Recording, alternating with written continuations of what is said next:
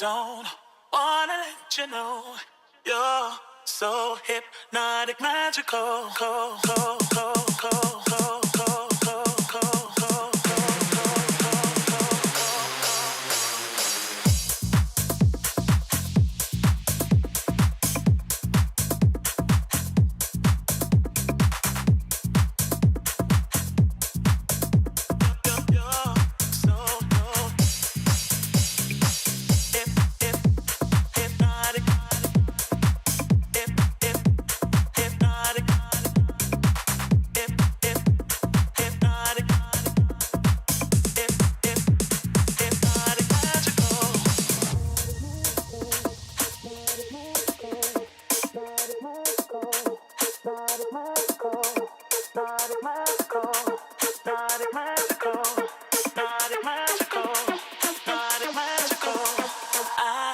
Don't wanna let you know you're so hypnotic, magical.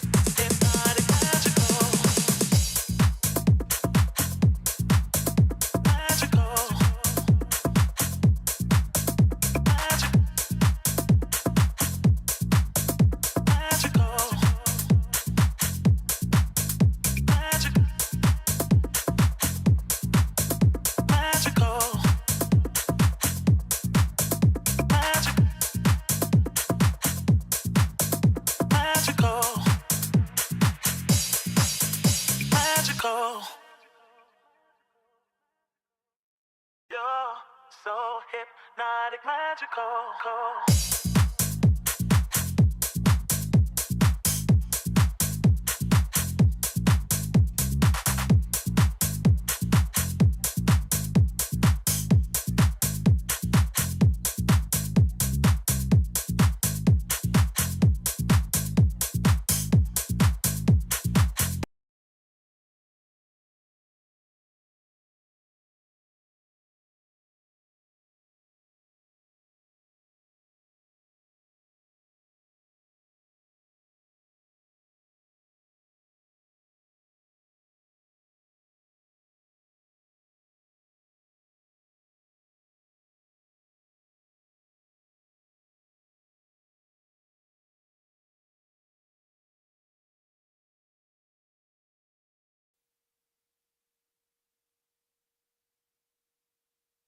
You're so hypnotic, magical.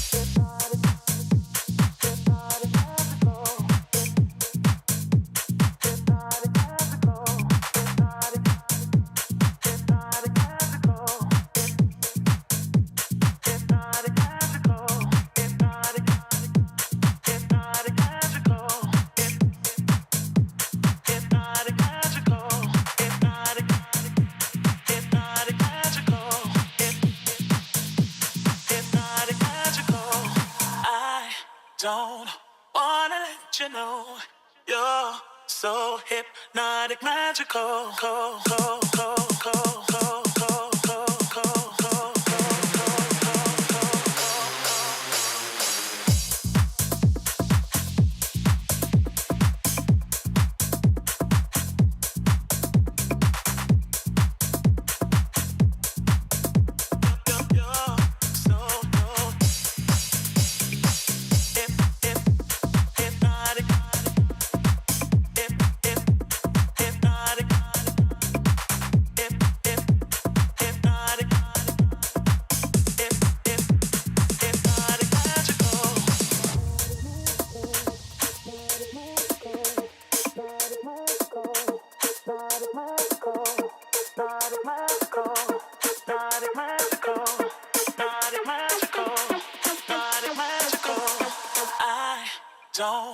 Wanna let you know you're so hypnotic, magical.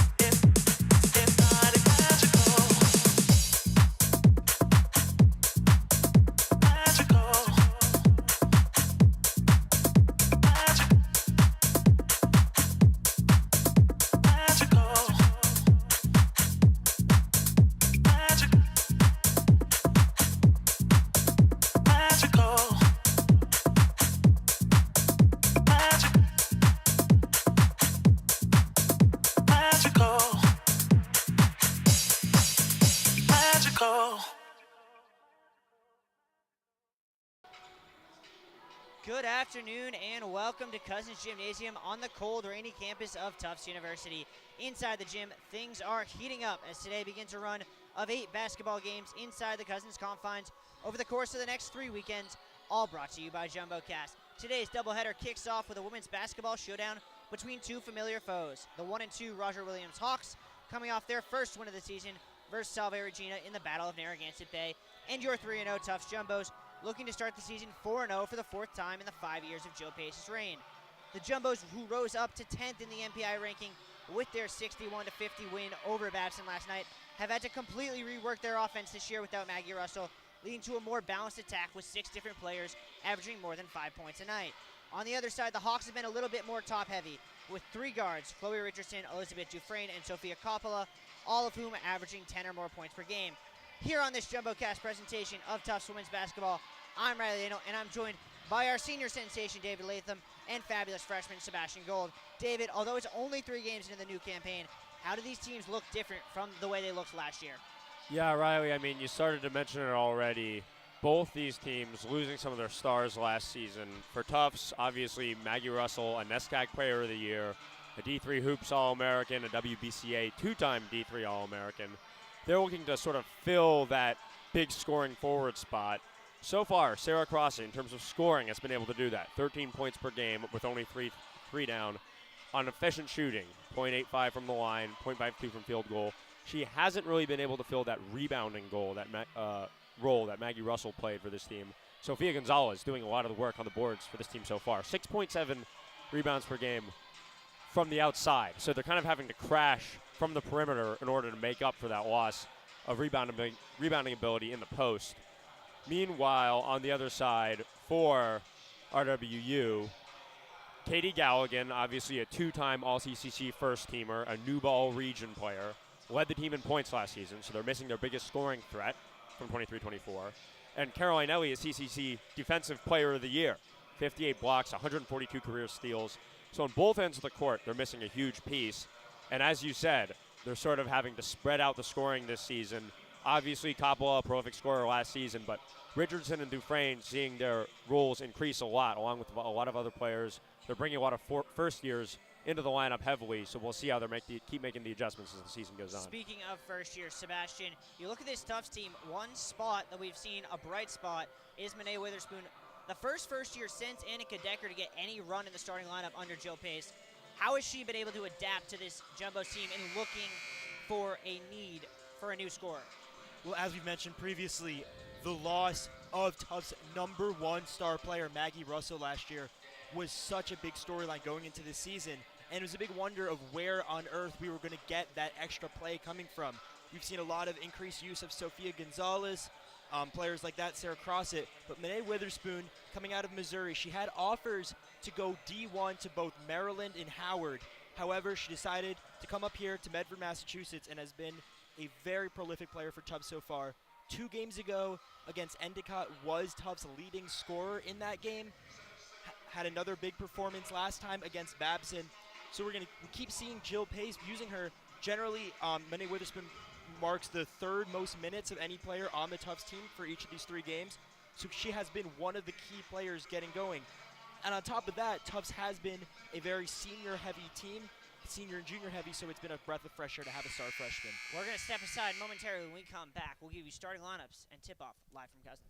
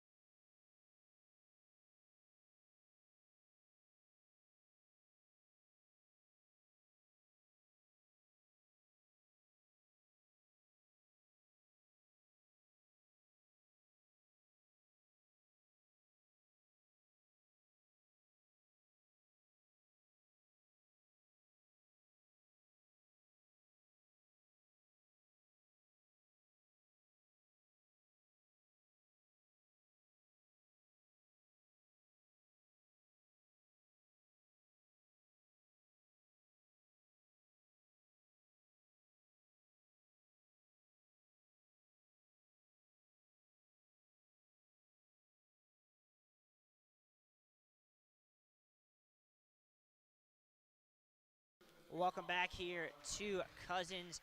David, as we see these starting lineups being introduced, let's talk about what has really been a revelation so far this year, and that is Joe Pace's real change in philosophy.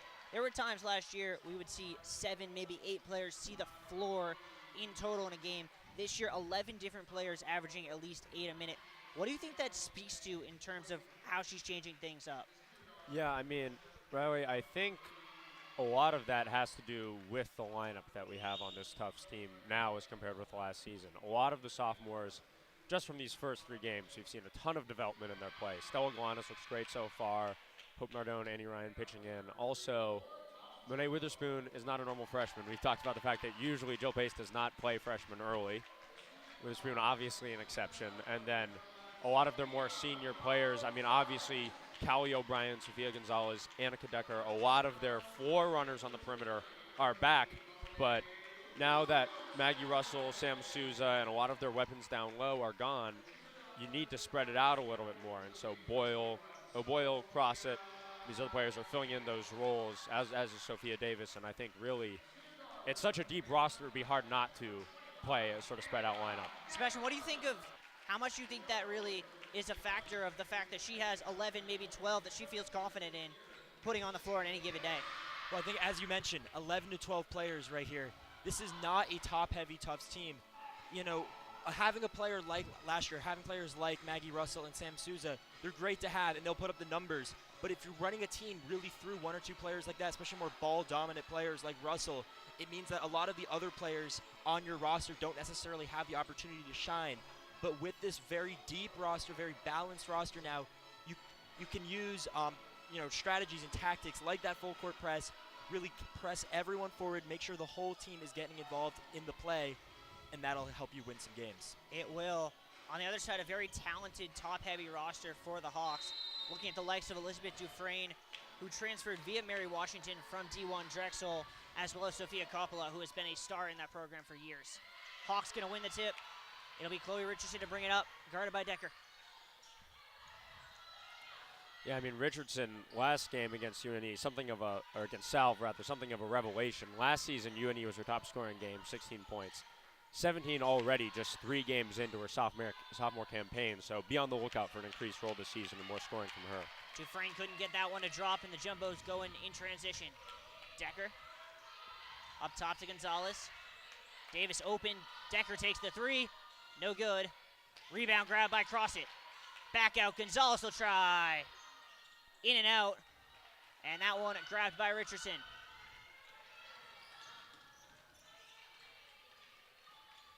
Decker hounding her all the way down the floor.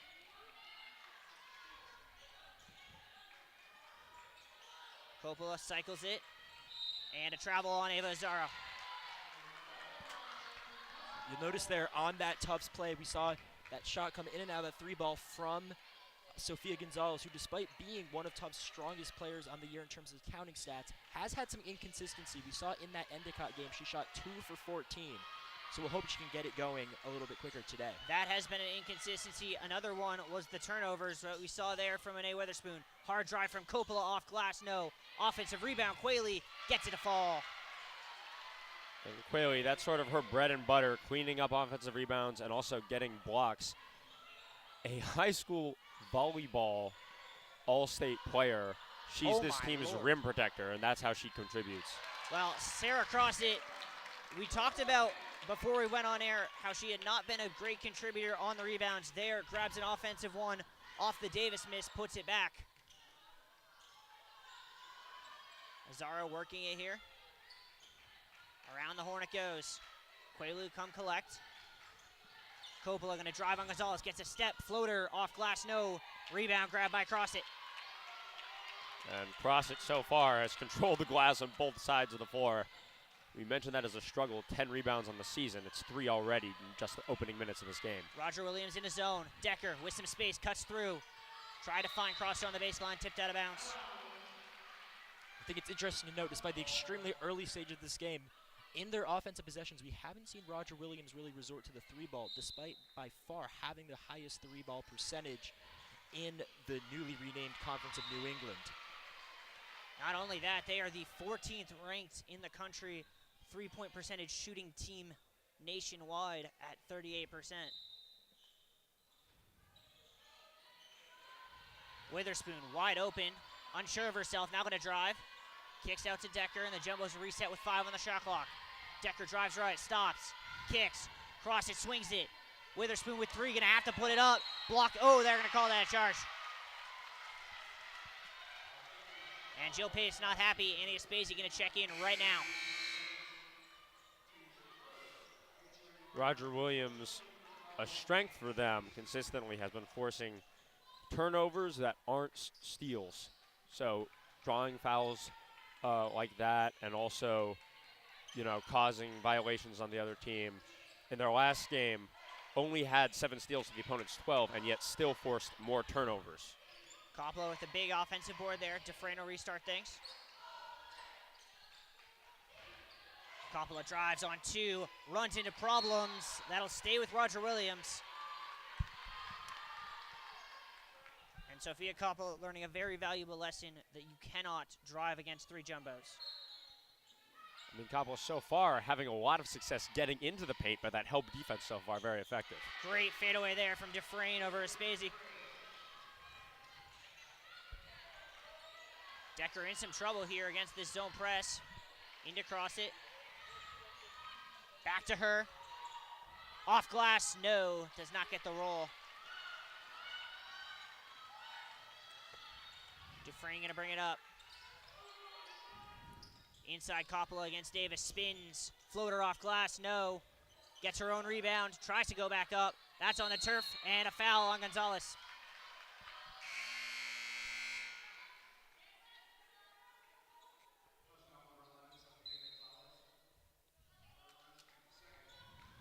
Couple substitutions. Hope Nardone in for the Jumbos. On the Roger Williams side, Caroline Aaron.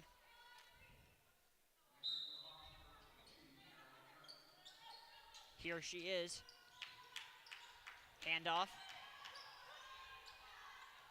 Coppola back to Aaron. Around the screen. Handoff. Quayle lost control. That's a turnover. And that's another one of those where maybe on the record it's a standard turnover, but give the credit to the defense. The Tufts pressure on the perimeter creates that giveaway. That's not a simple, fumble up or cough up by the Hawks. Pressure, good closeouts from Tufts 3 times in a row, and eventually it causes a mishap. Jumbos break through the zone relatively easily that time. Decker calling out a play.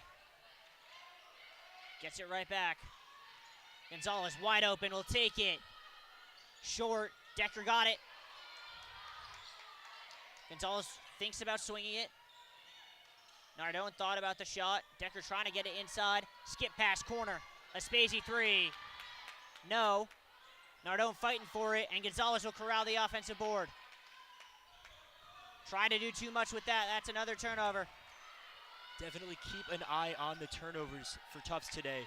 We saw in that game against Babson last night, 17 turnovers. Not an absolutely horrible number, but definitely a number you want to get down if you're trying to compete in the NESCAC.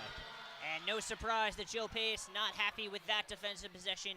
Gonna call timeout.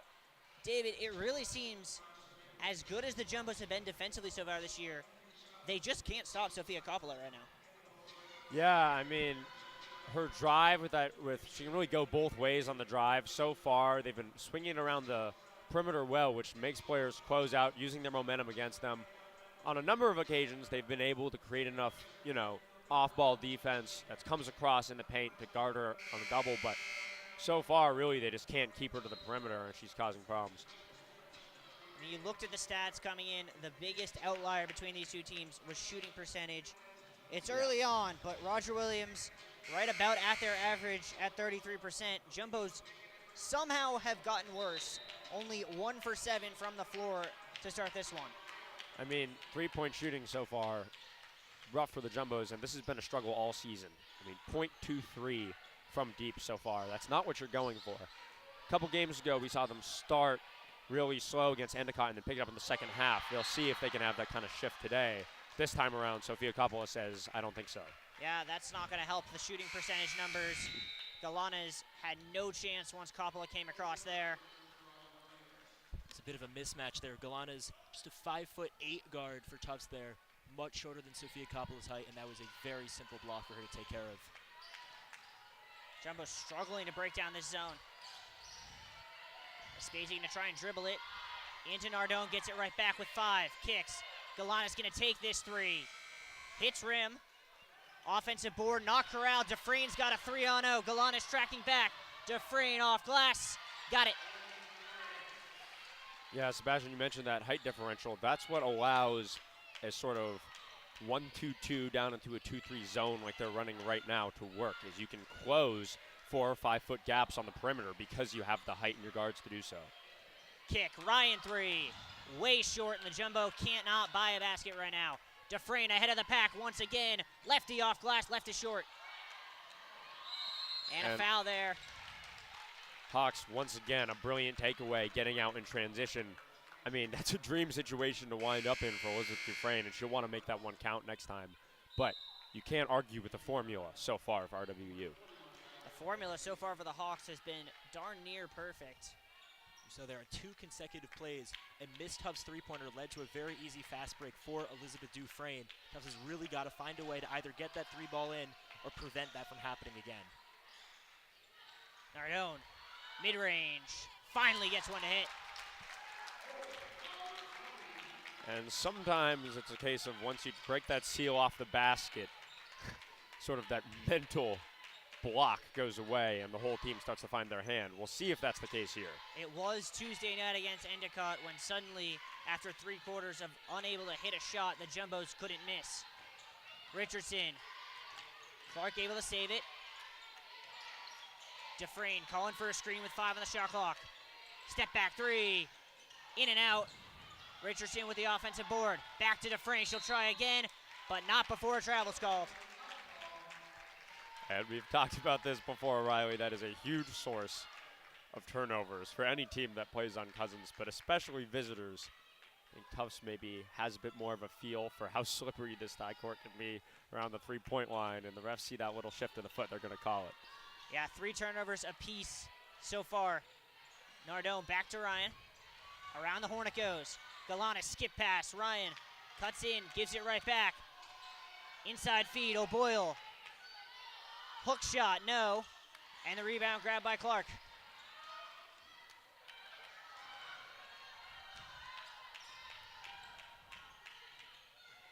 Dufresne faked the handoff, tries to do too much. Galanas has it, Jumbos have numbers.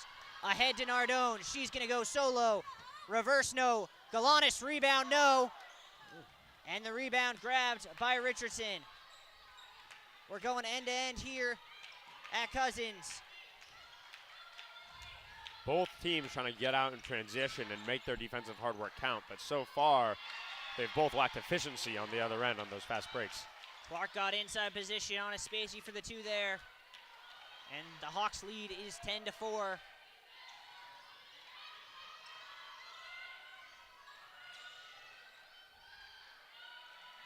Nardone, that's a bad giveaway. Dufresne slows it down, looking for help, mid-range. In and out, offensive rebound, put back by Richardson. And the Hawks are putting fire on this flame. Again, it's that turnover yet again. And on top of just turning the ball over, it went to Elizabeth Dufresne, who has been, as we've seen today, the most prolific player for the Roger Williams Hawks. A Spacey kick pass. Ryan will try again. That time too long. And that has really been the story of the Jumbo shooting all year. Yeah, I mean, Tufts has seen a lot of man, maybe a lot of full court press this season. They haven't seen a lot of this sort of two-thirds retract down zone that the Hawks are running right now that focuses more on reading passing lanes and being risky with steals up top than it does on closing out on shooters sometimes. And so far, that method has worked for the Hawks. It's caused turnovers, and Tufts hasn't been able to make them pay when they get open. Jumbo's going to go full line change. Only a Spacey going to stay on the floor. Callie O'Brien and Hannah Kelly going to enter for the first time. Gonzalez and Crossett will re-enter. Here is Kelly. Dribble handoff is Spacey. Inside, Crossett catches. Goes to work. Lowers the boom. That's a charge.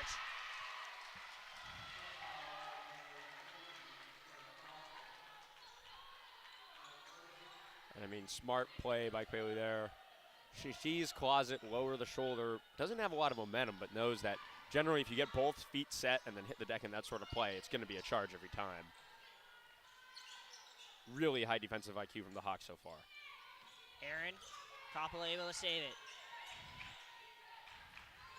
Richardson drives left, off her leg. She wants a foul. Referee's not interested. The referees on both sides of the court, you know, letting the players play so far. There's been a little bit of contact going up for both teams. But so far, the referees are saying, unless it's something pretty obvious, it looks like it's going to be a no call.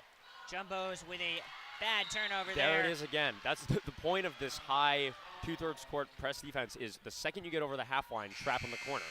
Multiple times this has happened. The Tufts, anxious to get past 8 seconds, get over the half line, Hawks trap, and the passing on the perimeter has been turnover. The multiple number is 6 turnovers already here in the first quarter. Coppola gets called for the travel. It's a question of what was the call because she also might have had a push-off there. Yeah, it looked like for a second there that was going to be another foul called. And the foul game has been very important so far because we've seen Tufts has been called for 3 personal fouls, just 1 for Roger Williams. See if the Jumbos can finally figure out this zone press. Skipped around to O'Brien. 2-for-1 opportunity if the Jumbos go quick. Corner, inside to Crossett, who gets a bump. Back, O'Brien, extra pass to Spacey, up and off glass. And finally, Tufts works it around and reads the holes that are in this Hawks zone. That was a beautiful play for Tufts. They'll look to replicate. Kelly with some great on-ball defense. Forces Cordero to give it back to Richardson, who might have gotten away with a walk there. Quayle now. Coppola and Gonzalez gets called for her second. So that second foul for Gonzalez, that equals the 2 she had last night, and we are only in the first quarter still of today's matchup. Not a good foul for several reasons. 1, it's 2 on Sofia Gonzalez. 2, it takes the shot clock away and allows the Hawks to hold for the last shot of the first quarter.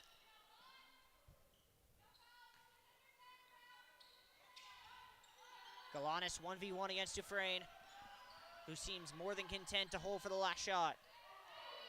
Screen from Quayle. Cross it on the switch. Inside feed. Galanis got a tip to it. Jumbos have it with 3. Gonna have to chuck it, and nothing there. That'll end the quarter. At the end of 1, Roger Williams comes out of the gate firing 12-6. David, what can the Jumbos do to really get themselves back in this game? Yeah, I mean, a couple of things. One, we've seen a big strength for them in a few games so far this season be offensive rebounding. Everybody crashes glass. So far, they're tied with Roger Williams on offensive rebounds, but losing in total rebounds. So usually that's a strength for them. So far, it's not bad, but it's something they can improve on. At the same time, both these teams have taken the same number of field goals. One of them has gotten more to count.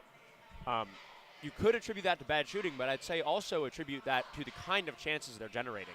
A lot of these field goals for Roger Williams are on the fast break. They're driving and kicking, finding open shots in the mid-range. Meanwhile, Tufts just not able to really find their hand from three so far. Interesting to note, Roger Williams, one of the most three-point happy shooting teams coming into the year, coming into today, only taken one through that first quarter. On the other side, the Jumbos, a staggering 0 for 8 from deep. Not a number they're going to look to repeat.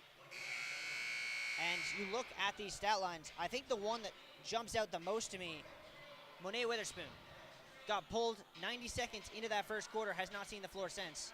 We saw that she was pulled after a charge call on her. It looks like Jill Pace is maybe, as we've mentioned, she can be a little bit conservative with her use of freshmen. Not necessarily with Witherspoon, but she probably saw early in this game tonight that Witherspoon made a little freshman mistake there with that charge call going on the offensive possession, taking her out, maybe cooling down a little bit. I bet we'll see some more of her in the second quarter. Well, here she is on the floor along with Kelly, Decker, Galanis, and Crossit. Kelly skips it. Decker looks to feed inside, nothing there. Into Crossit now. Back, Kelly will try a three. Left is short. Coppola in transition. Witherspoon does a good job getting back defensively. And then Kelly taps it, and the Jumbos definitely got away with that there. It looks like putting Witherspoon back in the game immediately paid off for Jill Pace. We saw some fantastic defense, tracking down the Roger Williams player there, preventing the layup from going in, and giving the possession back to Tufts. Kelly over, gives it back to Decker. Skip pass, Witherspoon. That's on the out-of-bounds line. That is the 7th Jumbos turnover, matching them with the Hawks in what has been a very sloppy game so far. Jumbo's going to go with some full-court defense themselves.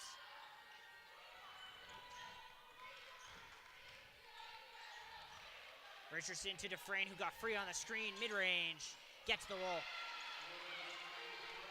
Dufresne really solid on both ends of the court today. She's finding the open spots for those catch and shoots and getting to the basket. Meanwhile, on the defensive end, not all of them have resulted in a turnover, but she's been in the passing lane consistently. Good idea there from Witherspoon. Galanis just couldn't handle it. Gets it back. Inside, cross it. Double come, skip pass. Decker had a wide open. Witherspoon didn't see her. Galanis will try again. No. Witherspoon with the offensive board. Back up, through some contact. Count it.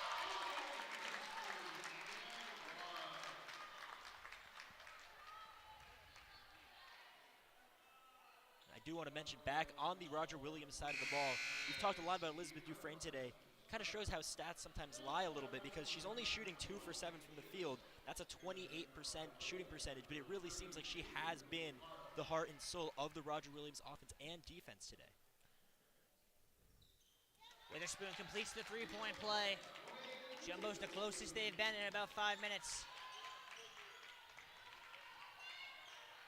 Galanis up in the grill of Dufresne.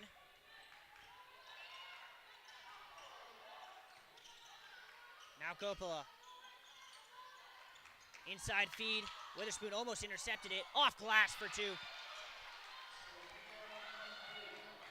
Really strong finish through contact from Coppola there. Decker dribbles the zone. Davis, skip pass. Witherspoon will try it. And gets called for the walk. Or no, they're going to get 3 seconds on Sarah Crossit.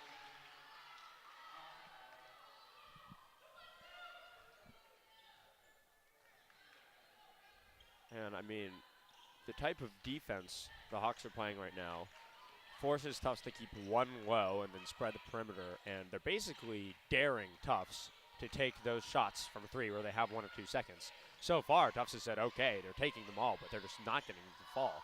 Coppola, in and out. Crossit with her 5th board of the day. Galanis looking to run the floor. Nothing there, gets it up top to Decker. Zone caught out, Davis seems unwilling to take the 3. Talked about Crossett's rebounding. That's now 1/3 of her season rebounds so far are in today's game, and there's 7 minutes left in the second quarter. In and out for Galanis, who cannot buy one right now. 0 for 4 from deep.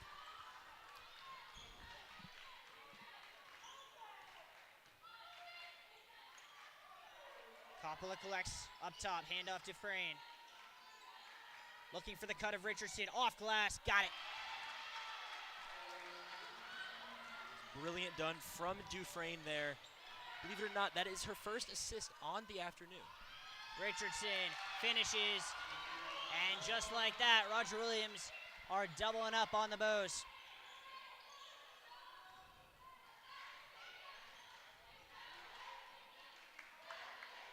Decker just looking to try and penetrate this zone, but without answers. Galanis spins back. Around the horn, Decker, corner three. In and out. Davis lost the rebound to Dufresne.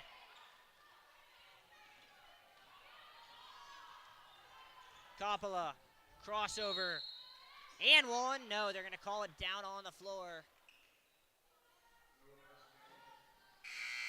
Tufts now 0 for 10 from outside the three-point line.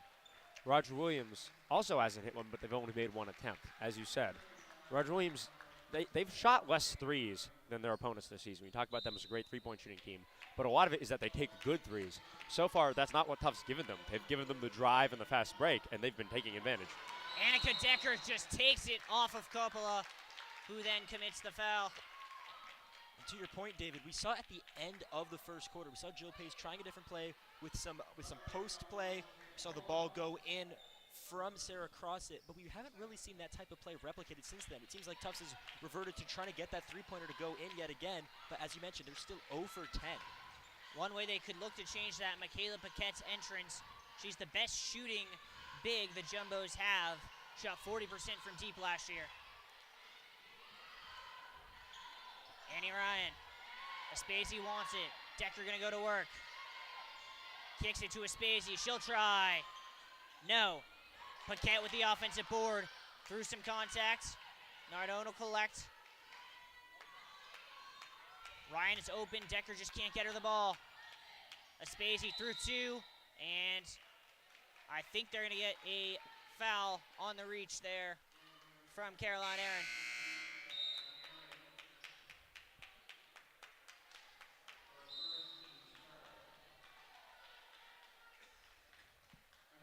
Yeah, I think Paquette's a really good substitution here. A big with obviously a little bit more experience, more seniority reading these kinds of defenses, who also has a really solid mid-range shot, which is something that gets given up a lot in this kind of zone. Off Ryan. the drive and kick.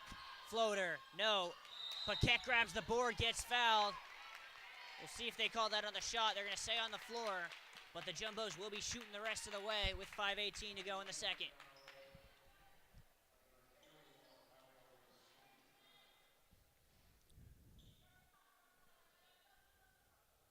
And the Hawks going to make a substitution. Quayle out, Lily Clark in, or looks like they're going to make another change as Racine is going to come out now due to foul trouble.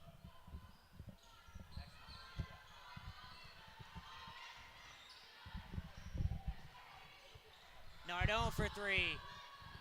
Back rim. Tie up there, or it should have been.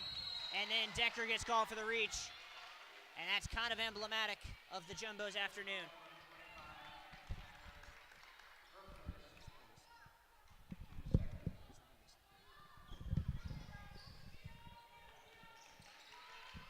Yeah, Riley, I was one off earlier as the live stat hadn't caught up. Now 0 for 13 for Tufts is your number from deep. That's just not going to cut it.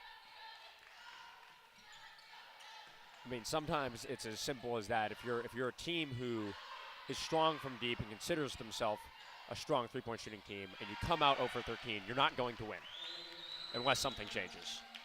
Something better change fast if the Jumbos want to stay in this game. They're down 13 and have scored a grand total of 3 points in this second quarter. Aspesi to Paquette, wide open, gets the roll. And that is how you break down a zone. It looks like the only play that's really been effective has been that play with the post. So before with cross it, now with Paquette, it's been successful. 3 ball, no for Richardson. Rebound, grabbed by Paquette. We'll see if the Jumbos look to run. Decker cuts, kicks. Aspesi drives hard, kicks it out. Decker tries it. Finally gets one to fall. If it was going to be any shot that fell, that should have been the one. Absolutely wide open. The easiest 3 you're ever going to get in this type of game. But that really tells you how quickly the game of basketball can change. 30 seconds ago, the Jumbos hadn't scored in 4 minutes. Looks completely dead in the water. Just like that, they've cut it to 8. Roger Williams takes a timeout. And I think the real change that we've sort of highlighted but haven't said explicitly, the Jumbos have finally stopped trying to dribble the zone. Yeah. I would also say, I mean, you see the personnel change is a big part of that. I would say Paquette's presence in the defense, which has allowed them on the offensive end, which has allowed them second chances, and also they're working of the pass in, pass out, like in and kick. You make the defense close out, but they're always going to go to double on the post player from the outside. That's what opens up the outside. This is not a great defense, as you mentioned, Riley, to dribble and kick against. It's a good defense to pass and go against. Jumbo's going to add some defensive wrinkles of their own with some full court defense here. In a zone, Hawks able to pass through it. Kara Murphy in for the first time. Dufresne, deep 3. Rims out, and Paquette with the board, gets fouled, and the Jumbos will go to the line. And as crazy as it seems, Roger Williams is, at this point, shooting a lower percentage from 3 than Tufts. They're now 0 for 3 on that shot. But, you know, doesn't matter if you're not taking nearly as many shots as Tufts has been taking. Yeah, I mean, you said earlier, Smash, sometimes in some ways stats lie, I would say. For sure. There's the team that has struggled more from 3 would be undoubtedly the team wearing brown right now, and that is the Jumbos. Exactly.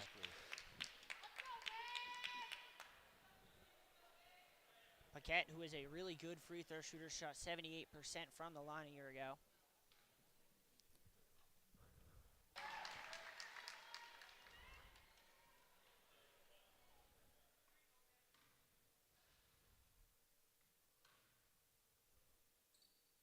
Gets them both, and just like that, it's back to a 2-possession game.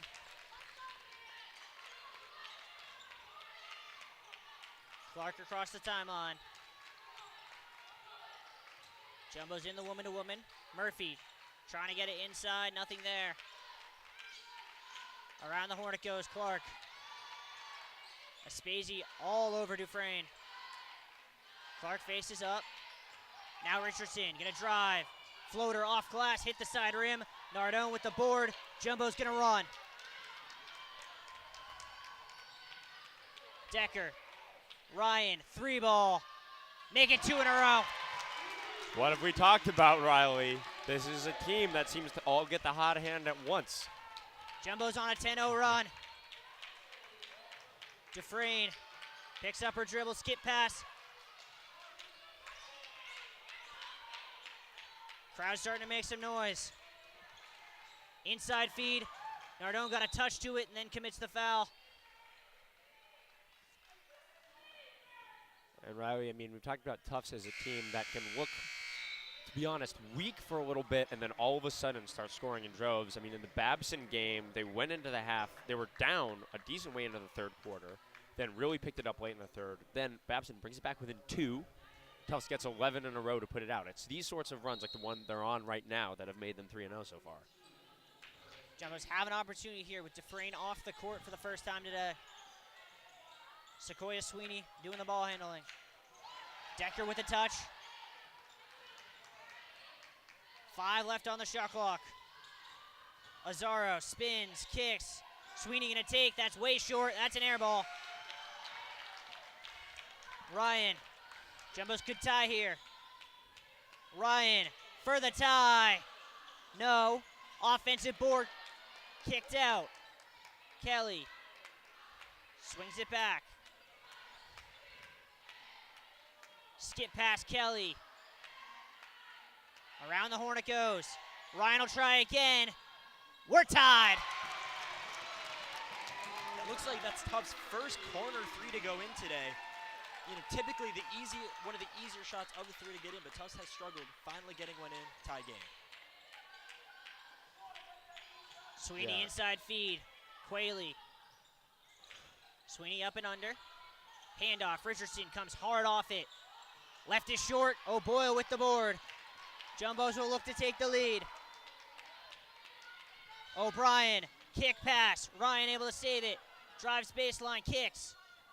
O'Boyle skips it. Kelly through two. In some contact. Floater goes. And the Jumbos with their first lead since 2-0.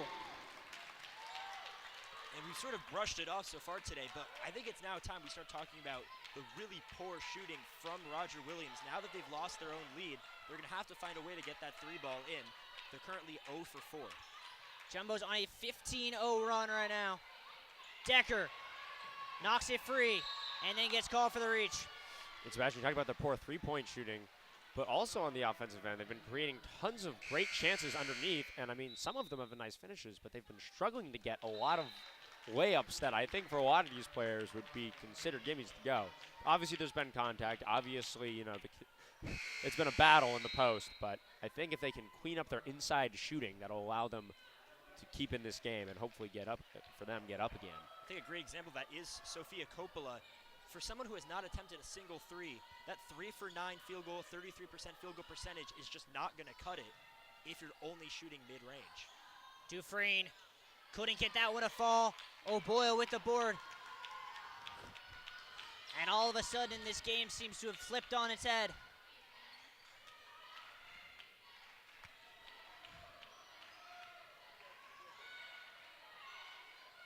Ryan to O'Brien in the corner, inside O'Boyle. Dribble kick, Ryan, can she make it three? No. Galanis crashes the board, floater, got it!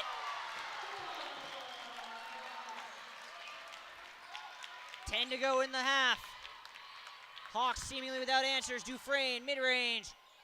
Doesn't get the roll. That's how the quarter ends. The Jumbos finish the first half on a 17-0 run and go to the halftime break with a 4-point lead. Boys, your thoughts before we send it to the break? Well, Riley, history has seen a lot of miracles. I have up here history.com, the miracle of the sun. Our Lord, the Lady of Guadalupe, Vesna Vulovic. Another miracle would be the fact that Tufts is winning coming out of this first half. They've been the better team for probably 4 or 5 minutes, and Roger Williams has looked dominant for 15. And yet in those 5 minutes, it's 15-0. They went 0 for 14, they went 3 for 4. Meanwhile, on the other end of the floor, Roger Williams, when they're working the inside perfectly, decides to pull it out and start passing and shooting threes. They were the better team for 15 minutes. If they can replicate the way they played through those 15 minutes, this should be Roger Williams' game. But if they're giving up the streaks that Tufts had those last few minutes, they're not going to be able to get back in this. Well, we'll tell you all about it and give it to you in the second half in about 15 minutes. But before we do that, don't go anywhere. We're going to give you a special preview of the final ever amateur hour. Don't go anywhere. It's running right now.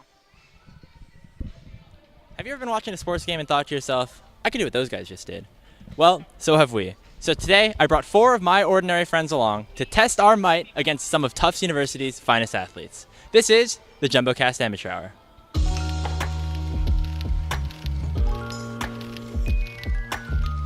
Today we're at Cousins Gymnasium, home of the Tufts basketball teams, and we are here for a 3-point shootout against some of the best sharpshooters Tufts has to offer. To help us here today from the Tufts women's basketball team are Callie O'Brien and Hannah Kelly.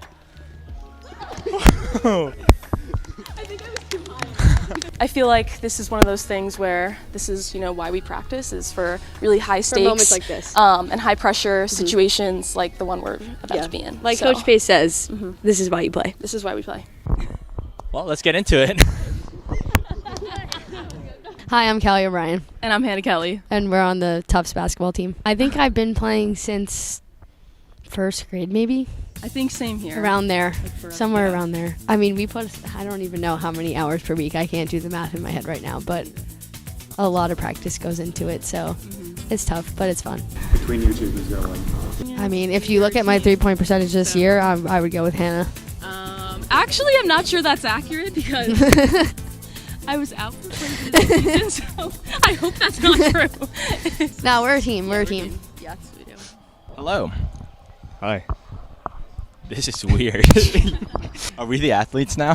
No, nowhere close.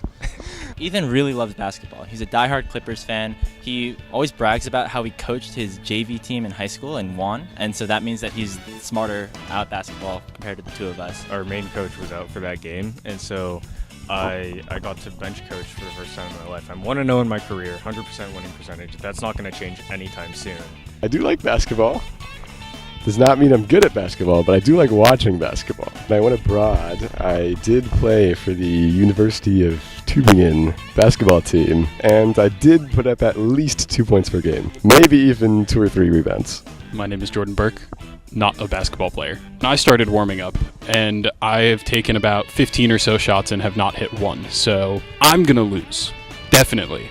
The rest of us are also probably going to lose, but I'm going to lose worse than everybody else. I actually really hate basketball. I'm really bad at basketball. I was only good at water basketball, like where the basketball is on the side of the pool, because I could just drown my opponents. Required little to no skill. This is a lot of skill. Each player will take 3 shots from each of the 5 zones. That's each corner, each wing, and down the middle, as well as 1 shot each from the money ball zones, which are at the hash extended on either wing. Players will earn 1 point for every normal shot and 2 points for every money ball shot. After every player goes through once, the top 4 scorers will head on to the finals, with the winner being crowned the Amateur Hour champion. I would say 5 or 6 you should be proud of. Yeah. That's pretty good. Is that like 30%? Yeah. I'm hoping to finish in the top 4. That would be ideal. Can we win? Maybe if we were playing outdoors and we had like a wind factor or something, a wild card to factor in, that we could maybe throw off their game a little bit. Unfortunately, there's no shot. I think the one thing that we can agree on today is that we are going to lose to Hannah and Callie. Like, watching Hannah warm up, I was like watching like a professional player shoot, and it was kind of unreal. We ready to go? All right, our first competitor. 3, 2, 1, start.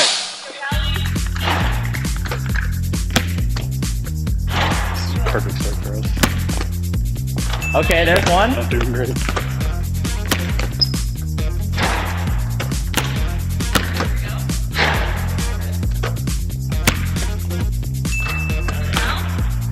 Deep 3. That's okay. True. That is true. That's 3, 4. Oh, 6.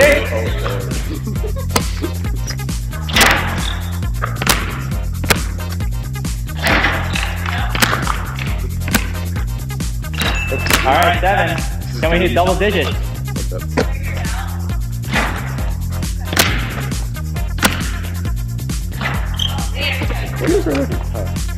One last one.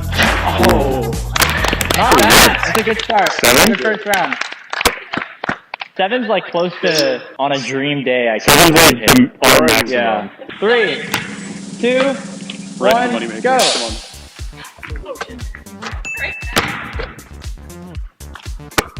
Oh, it's a hot start. That's 3. Oh man. Oh my.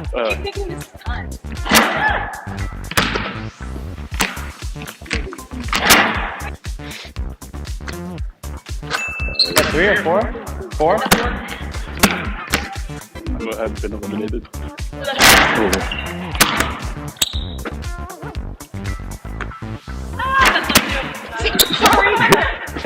I didn't expect it to come down so aggressive.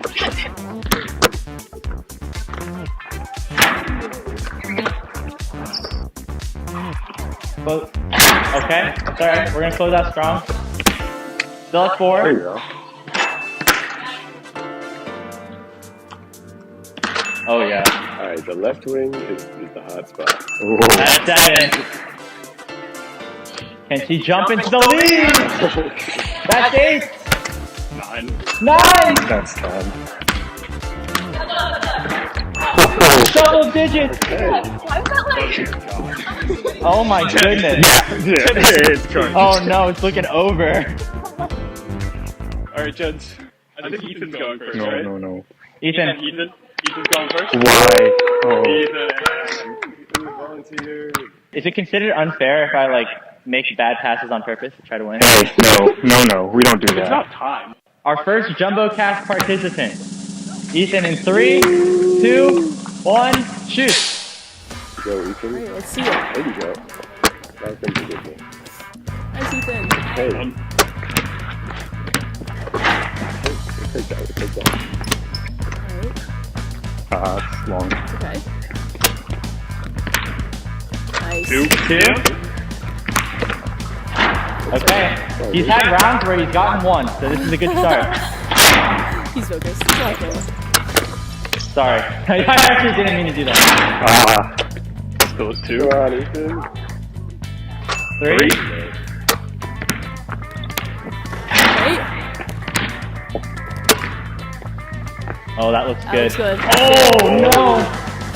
5. Oh, God. Uh-oh. Oh! Everyone's gotten 7. Alright.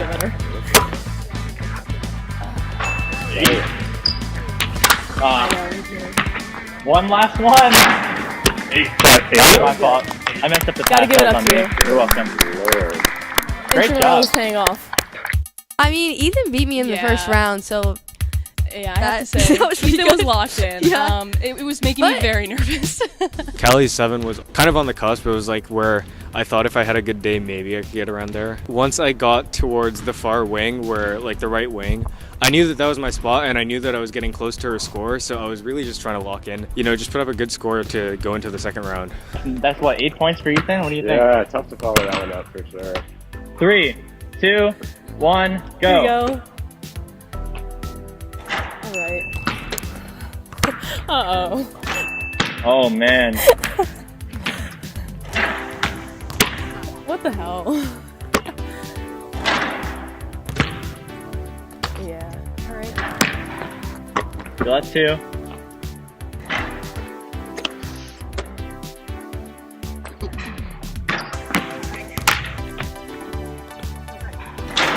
Come on, Daniel. There. This is big. Hey! 3. That's 4. Is that 4? Uh-oh. Okay.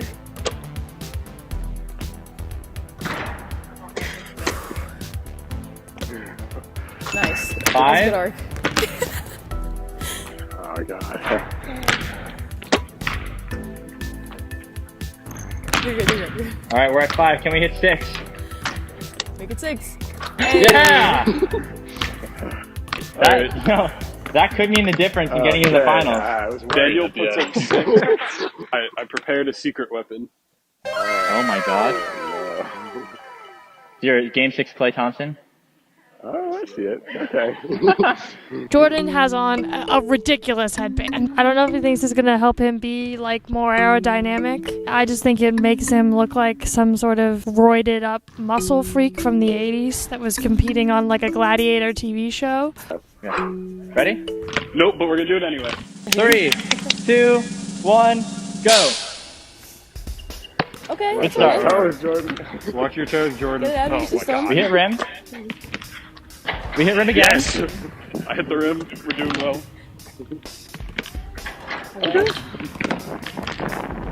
Nope. That's alright. Somebody get me a ball. Maybe 1? Oh, Nope. almost a Okay. wedgie. Alright. You love a comeback story. No way. Oh, That would have been so funny. No. heads up. Yes! Let's go! That's 1. I got That's all you need. It only takes 1. It only takes 1. Nope. That's okay. It was magic for that brief moment. That looks okay. Oh, that's alright. a low archer. Hey, Jordan. Maybe 2? Oh. Nope.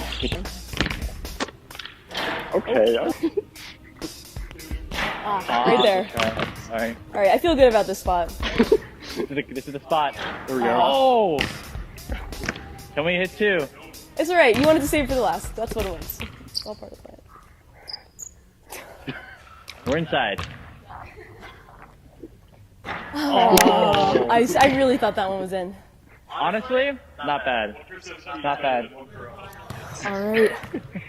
I went in thinking that I would make one, and I made one. So I did exactly as I expected to do. One was still better than nothing, so felt pretty good about that. Just film mine. It's gonna be bad unless like Jesus possesses me. I had a good not getting last streak, and I think that streak is gonna end.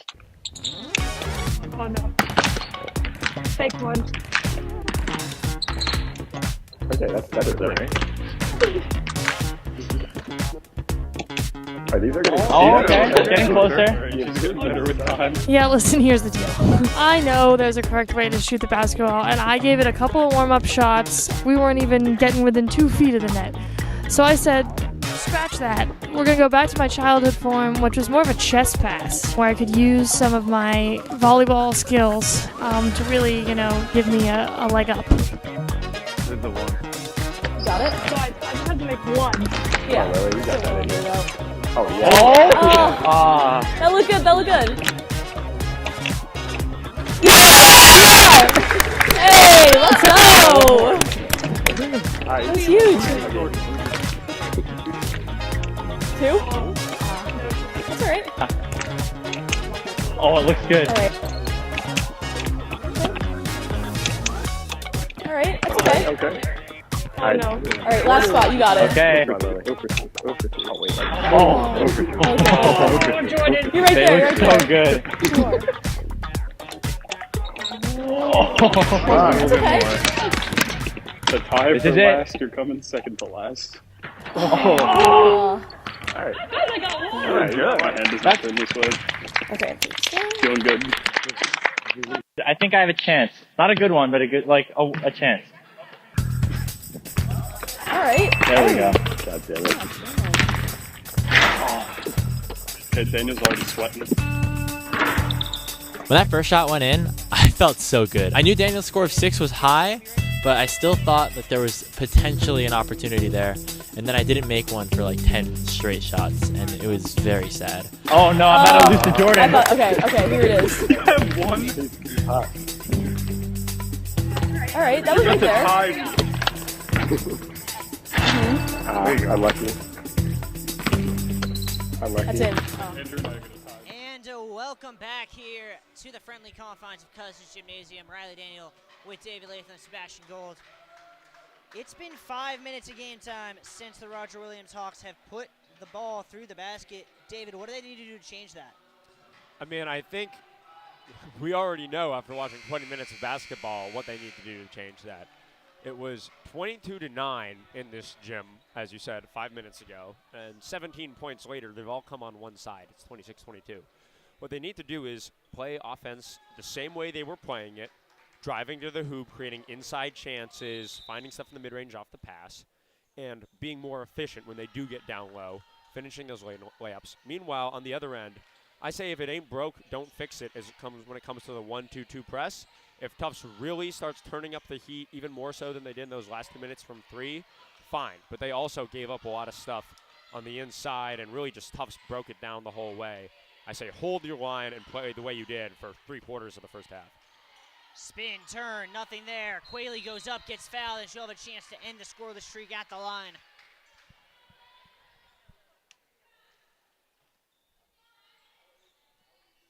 See who they give that to. It's going to go on Sophia Davis. That'll be her second.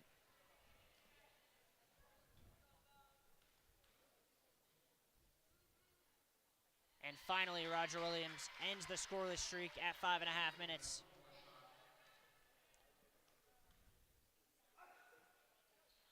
Quayle goes 1 for 2. Rebound pops out, cross it, runs it down.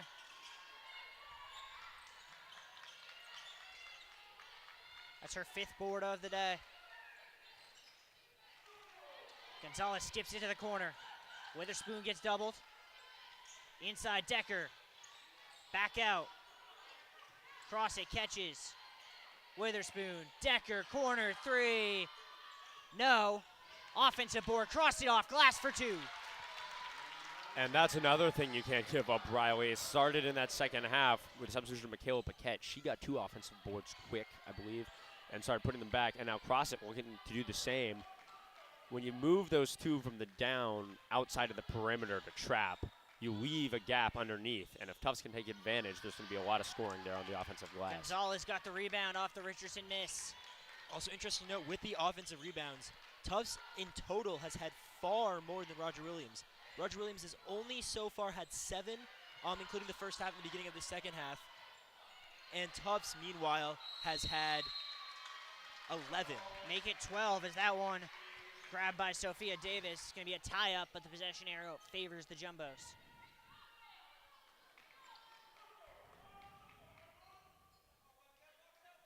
Decker to trigger the inbound. Cross it comes, and the Jumbos going to get to work against a woman-to-woman defense now for the Hawks. Great save by Cross it, but she gave it away. Saved by Azaro, and then she lost it off her own knee. And turnovers quickly becoming a problem for the Hawks. That is number 10. Yeah, Ava Azaro, another freshman who gets minutes for the Hawks. Western Mass Player of the Year in her senior year of high school. And now really had a breakout against Salve in the last game. Only 7 through her first 2, but then got 13 on efficient shooting. So far tonight, though, or today, it's 2 o'clock in the afternoon, she has been sort of back in that form in the first 2 games, and we'd like to see her break through that sort of cool streak on the outside. David, I do think we should note with Ava Azaro, in that game against Salve Regina, we didn't really see much from her in the first half, but in the second half, she came alive, scored 13 points in the third quarter. And so I'm wondering if Roger Williams coach Kelly Thompson will use a similar type of strategy with unleashing her later in this game.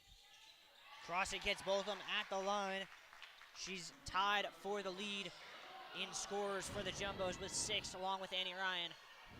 The Jumbos have 4 different players with at least 4 points, no one with more than 6. Coppola, cross on Gonzalez, lowers the shoulder, floater off glass. And that is Sophia Coppola's bread and butter. I mean, she'll take that one every day, that low shoulder drive, pull up for a high layup off the glass. If they can get more looks like that for her, then they can start scoring again in droves. Gonzalez dribbles and kicks. Witherspoon draws 2, drives baseline, and gets forced out of bounds. My middle school travel basketball coach always said, never under any circumstance give up baseline, especially when you're the big man coming out in that sort of scenario.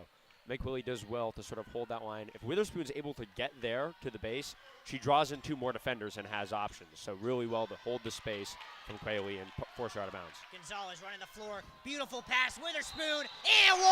How about that for transition? Page 47 from the textbook of basketball looks pretty much just like that. Beautiful read by Gonzalez to see the pass open up under 2 Hawks defenders, and Witherspoon has an easy reverse layup and 1. This type of fast break play we saw a lot from Roger Williams in the first half, with not as much from Tufts. It seems like Roger Williams getting a little bit of a taste of their own medicine now. Witherspoon kicks it. Gonzalez. No. Gets her own board. Witherspoon with a 4-point play.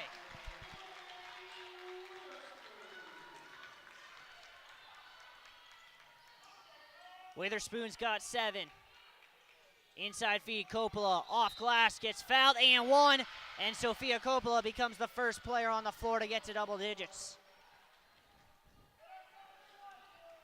And really down on this end, it's sort of starting to become the Sophia Coppola show. She's the one keeping them in this game for these first 3 minutes of the second half.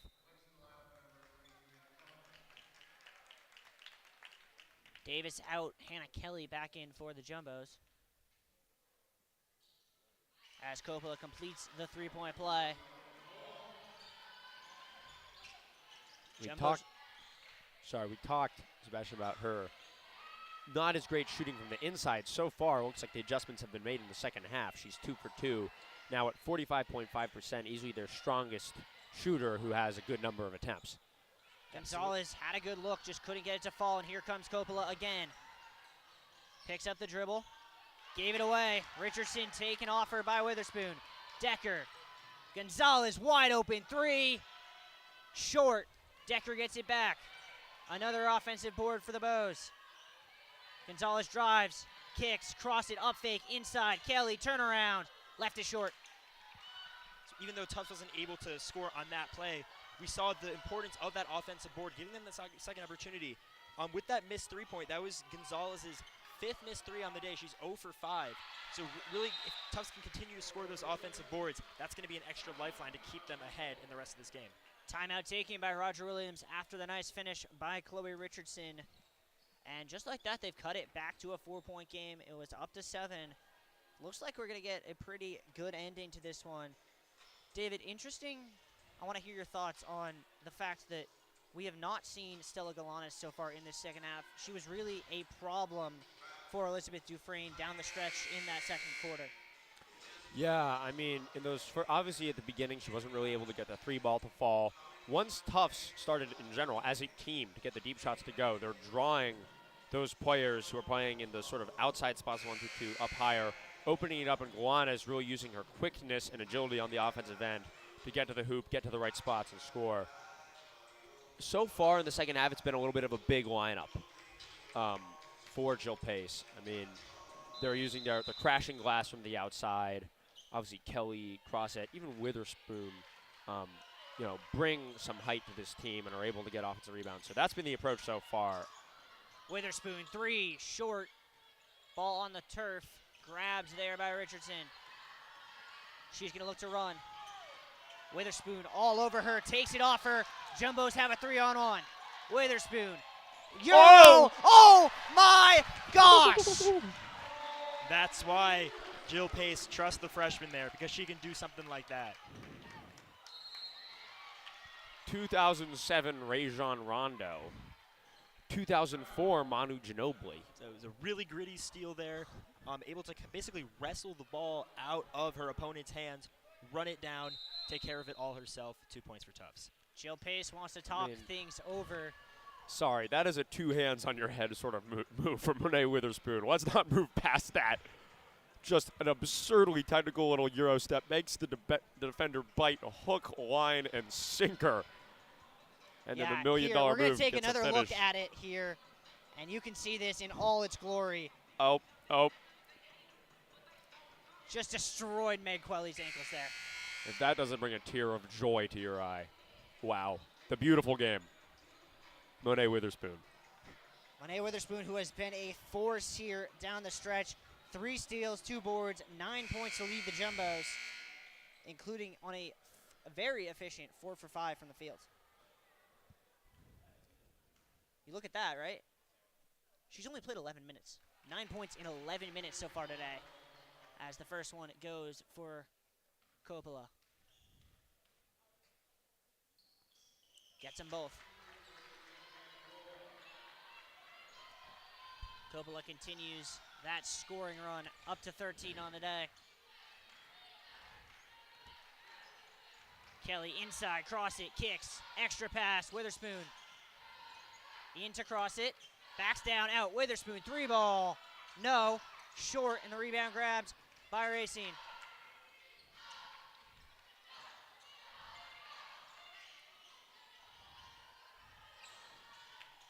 And Tufts doesn't convert on that play, but when you're guarded on the 3-point line against this defense, that pass down, make them contract, pass back out, just those 2 quick passes can open up a lot on the perimeter. Another Roger Williams turnover, this one stolen by Annie Ryan. Decker flying up the court. Paquette, O'Brien, and Aspesi going to check in at the next whistle. Witherspoon in to cross it, kick, extra pass, Ryan corner 3, pure.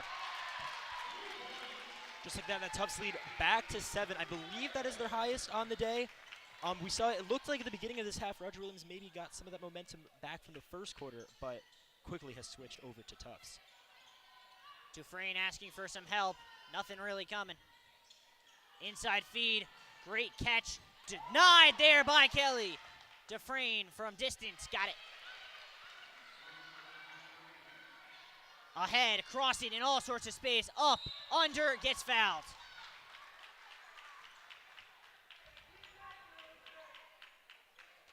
Kelly there, really solid block down on this end. She's got 7 minutes already today.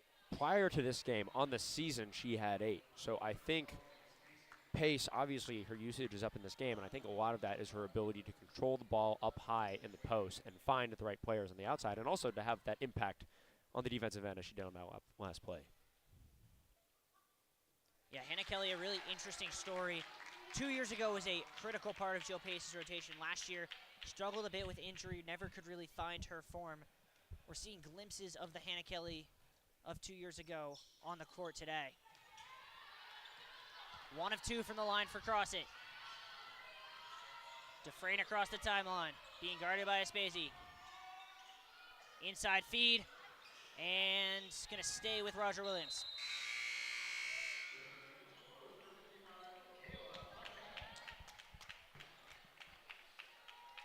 Paquette will enter for Cross It here.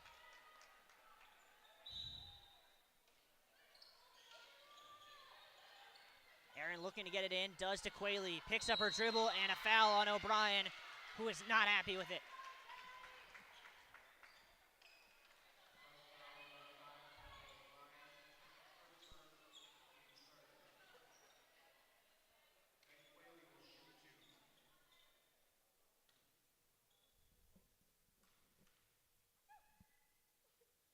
First one left way short by Quayle.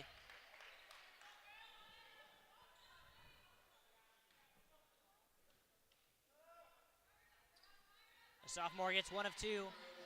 Jumbo's lead cut to 5.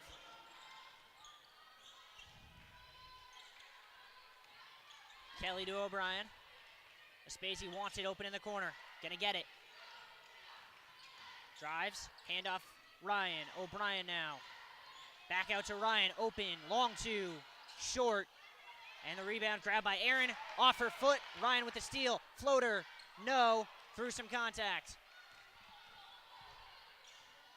Dufresne coming the other way for the Hawks as we dip under 3 to go in the third. Open shot, Racine, left is short, offensive rebound, missed it again. O'Brien, that one's on the floor, and away with it is Aaron, and then a trip called on Annie Ryan. Kind of a confusing play there. I was a bit surprised the jump ball wasn't called further down, though the foul ended up being called as a result of what happened there.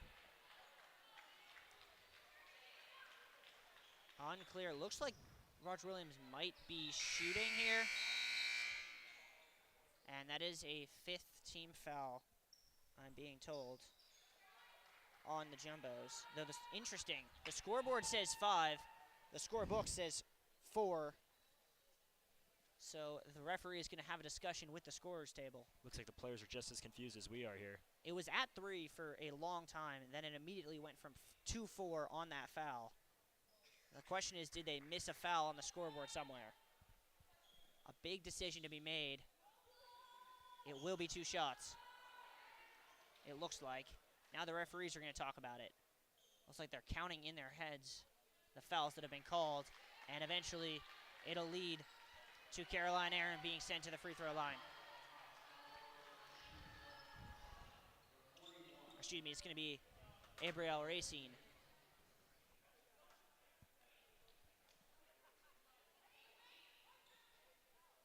Everyone all sorts of confused. Jill Pace now going to come have a discussion with the referee. They have it in their book that it's 4. And get the feeling that this might take a minute. Finally, the all clear given by the referee, and play can resume with 2 free throws. Racine, who was absolutely frozen by that, misses the first. Yeah, kind of an unfortunate situation to be taking a free throw here. There's a lot of time in between the actual play happening and the shots going up. As a result, she misses them both. Aspesi flying up to Ryan. Back to Aspesi. O'Brien open in the corner. Inside, Paquette. Free throw line, Ispure. 6 points now for Paquette, and we said it earlier, she can score from that mid-range. Coppola's Euro, rebound Paquette. Aspesi looking to run the floor. Ryan thought about the pull-up 3, thought better. Paquette catches, dribbles, tried to find Aspesi. Good hands. Unfortunately for Paquette, kind of the entire Roger Williams team sort of descended upon that alley there. So 4 different players kind of all in the way, looking for the one Tufts player. Aspazi couldn't make it happen. I mean, at the same time as Paquette pulls it to that left side, all players for the Hawks on the baseline have their eyes up at the perimeter, which it's a smart play by Aspazi to do that baseline drive back door. Great cut The from execution Ryan. isn't there. Kelly, rebound, turnaround, no. And Coppola will grab the board. Richardson calling out a play. 2 minutes to go in the third. Handoff here to Aaron. Richardson back to Coppola. 10 to shoot. Pull up from the elbow. Left is short. O'Brien with the board. Ahead to Kelly, who has some space. She's going to attack. Euro into contact. That's a charge. And Hannah Kelly not happy with it. Once again, Quayle, that's fundamental stuff. Sets her feet right outside. Has 2 seconds.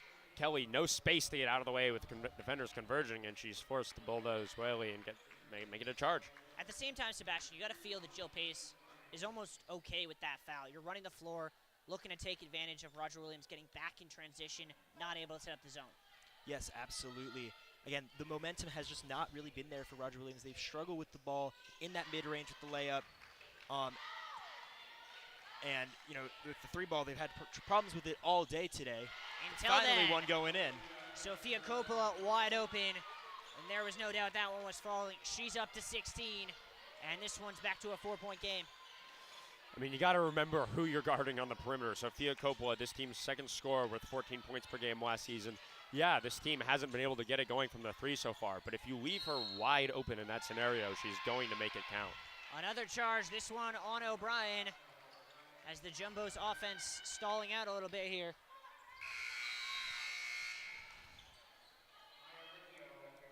That was the first made 3 on the entire afternoon from Roger Williams. Out of only 6 attempts, to be fair, but still a very interesting stat to take note of. Coppola, however, has had 14 shots go up. That's by far the most on her team. Finally, a first 3-ball. And a question here of who's going to come in the game. Looks like Meg Quayle going to be forced to exit. As looks like she might have gotten cut on that charge from O'Brien. She wants to stay in the game, so the athletic trainer's going to tend to her.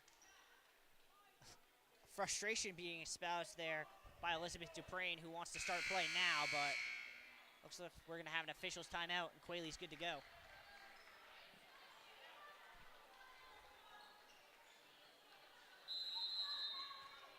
Dufresne very unhappy about something. As play resumes with a minute to go in the third. Around the screen. Drives right. Skip pass. O'Boyle caught out. Blocked by Ryan, but a foul called. I believe they're going to get O'Boyle underneath. And Tufts now, the last few minutes, in serious foul trouble on both ends of the floor. They've got to clean it up if they're going to stop giving the Hawks these easy chances from the stripe. It'll be Mauricio at the line to shoot 2 after the foul by O'Boyle.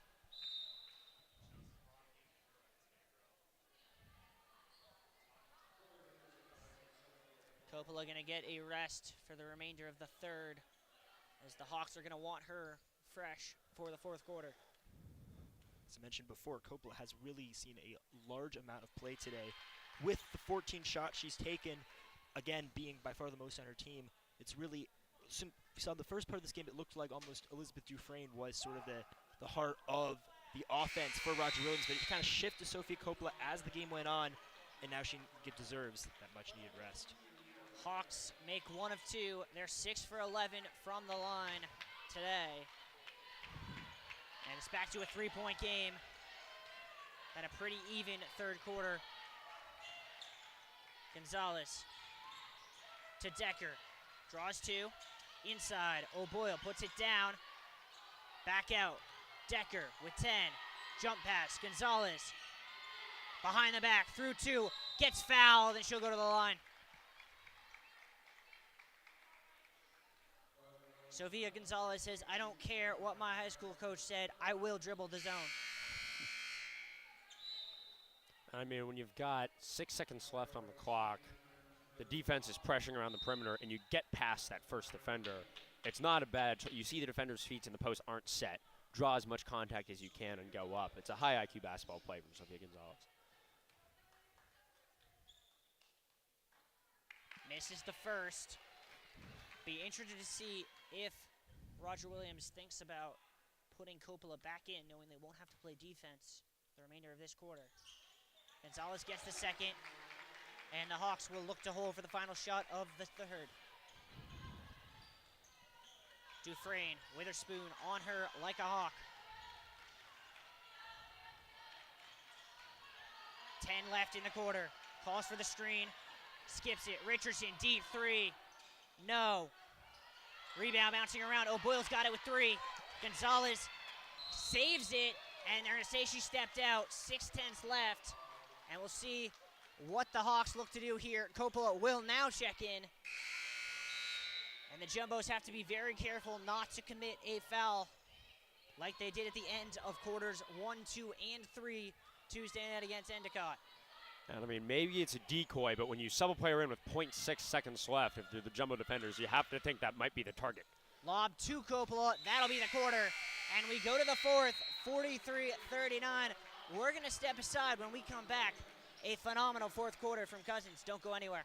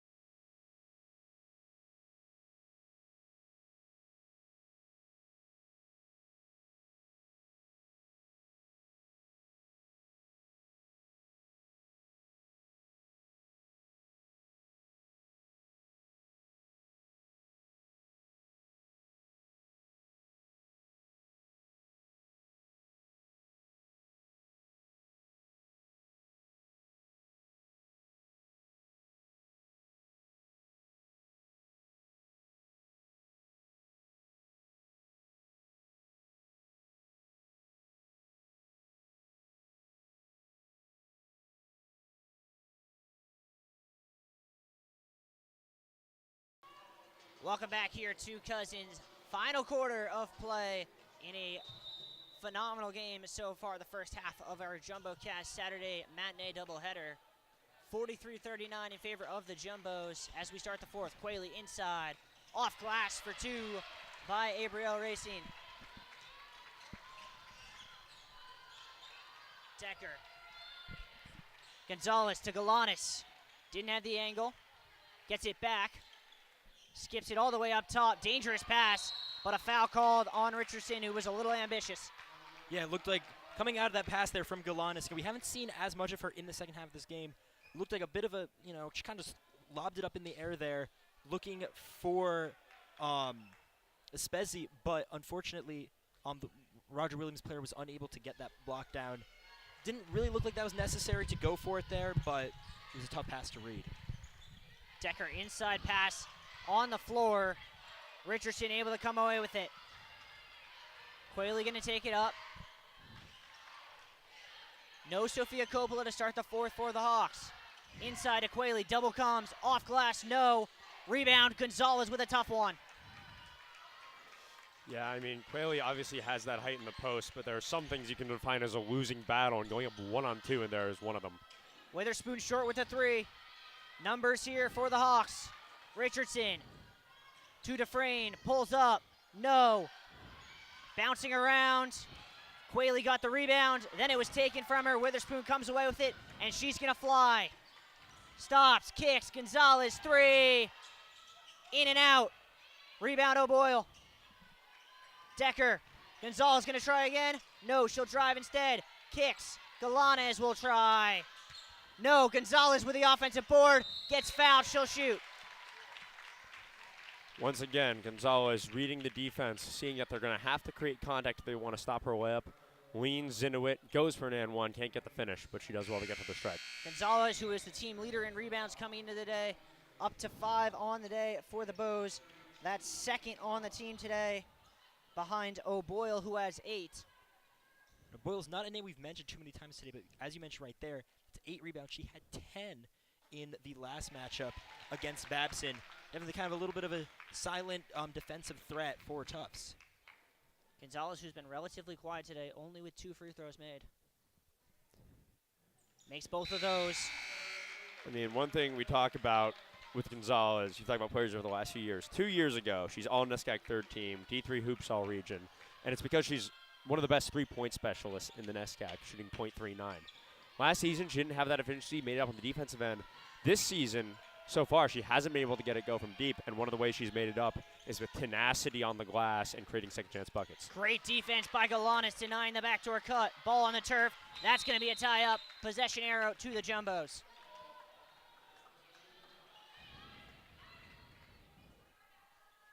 Yet another turnover forced. That's number 17 on the day.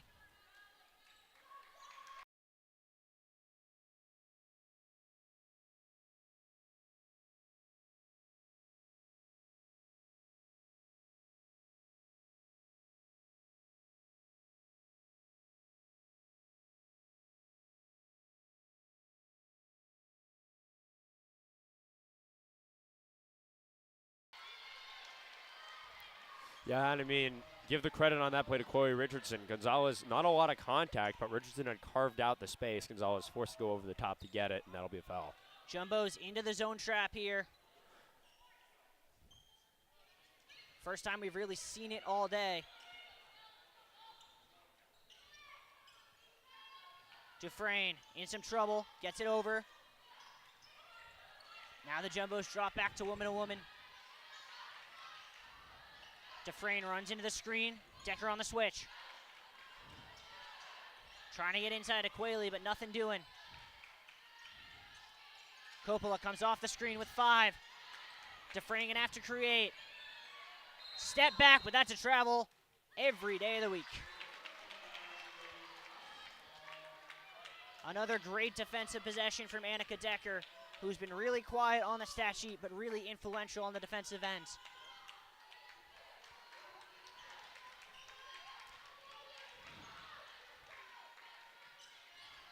Jumbo slowing it down, skip pass. Galanis. Decker draws 2. Back to Galanis. Inside.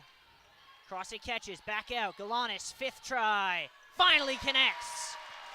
And Riley, I've said it before, the reason CrossFit is calling for that ball so aggressively on the high block is because when she gets it there, she can read the defense and read 4 options on the outside. This time it's a kickback to Galanis, and that's a money ball 3. Dufresne, fadeaway J is pure. Dufresne trying to work herself back into this game. We saw so much of her in that first quarter. She kind of faded away a little bit, still with a low field goal percentage of 25% on the game. That's 3 for 12, but an important shot right there. Galanis inside to cross it. Gonzalez wants it. Cross it, faces up. Through some contact, no. Board grab by Coppola. Galanis with a steal. That is turnover number 19. Forced by the Jumbos. Skip pass, Gonzalez. Drives, crossover. Skips it to Decker, outside. Witherspoon, 3. Left is short. Cross it, board, off glass, gets fouled. And the Hawks losing a little bit of tenacity up around the half line. In the first half, we saw that was where they're really looking to trap.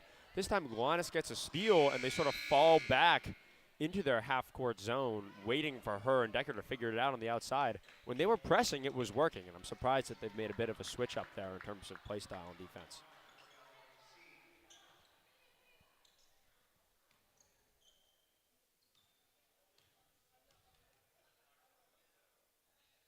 Crossett gets the first to go.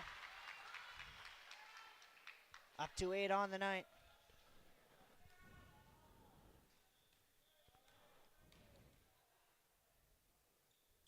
Gets them both. Jumbo lead up to 3 possessions at 50-43. Full court press is on. Gonzalez doing a good job working against Clark. Now Dufresne. Decker and Hergrill. Inside feed, cross it, grab the ball, but they're going to say she grabbed woman first.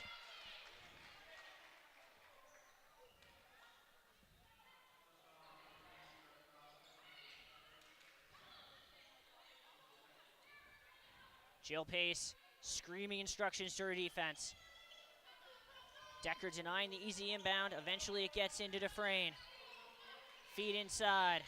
Extra pass on the turf. Annie Ryan grabs it, gets fouled, and turnover number 20 for the Hawks on the afternoon.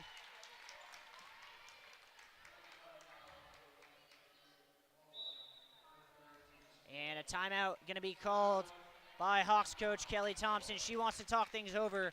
She can sense what we can probably sense up here, that her offense just cannot get out of their own way right now. Yeah, I mean, Riley, going into this fourth quarter, we kind of seen 3 different basketball games so far. We saw the first 15 minutes where RWU, especially on the defensive end, looked like a machine. 5 minutes of complete breakdown. They had to bring it into the mechanic. In the third quarter, they're able to right some of their wrongs. It was back and forth basketball, largely on their end by Sophia Coppola scoring the points. Now, they're not giving up buckets in droves, but they're really slowing down, and what they do right on the defensive end, they can't seem to capitalize on with buckets on the offensive end. And as you said, it's not all shooting. A lot of it is turnovers and ball security. Yeah, I mean, you look at the stat line. Shooting significantly favors the Hawks. They're out shooting the Jumbos by 9%, pretty much even from deep. The difference in this game, it's the 2 factors we talked about. It's the turnovers, where the Jumbos have a +4 margin, and it's the boards where the Jumbos have a +8 margin. Those are giving the Jumbos the extra chance, allowing them to be shooting a really putrid 29% and still be winning this game. I still think it's important to know in terms of turnovers, yes, Tufts does have the advantage, 20 as opposed to 16. 16 is still a relatively high number for this stage in the game. Tufts, if they want to hold on, which they are in the driver's seat to do so, but if they want to continue holding on, they're really going to want to prevent really any more turnovers from happening over the next 5.5 minutes. Galanis, corner 3, rims out. Gonzalez with the offensive board and threw it off of Coppola. And I mean, that's just another classic basketball play. You're falling off across the baseline. You see Coppola's got her hands up looking for an inbound pass right off the legs. Nothing to be done about it. Decker around the screen. Ryan collects. Around the screen, to the rim, and cannot get that one to fall. Racine in some trouble, hands it off to Richardson. 5 minutes to play here in Medford. And give the credit to Caroline Aaron on that last stop. Staying with Ryan the whole way, but not jumping or fouling, keeping the hands up and in position, and she forces a tough Richardson layup. to Clark. Ryan with a great help, knocks it out of bounds. Back into the game for the Hawks, going to be Meg Quayle as well as Elizabeth Dufresne.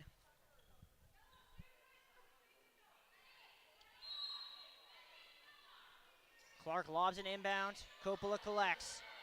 Against Galanis, spins to her left. Help comes. Coppola, no. Rebound. Grabbed by Gonzalez, her 7th. Ryan.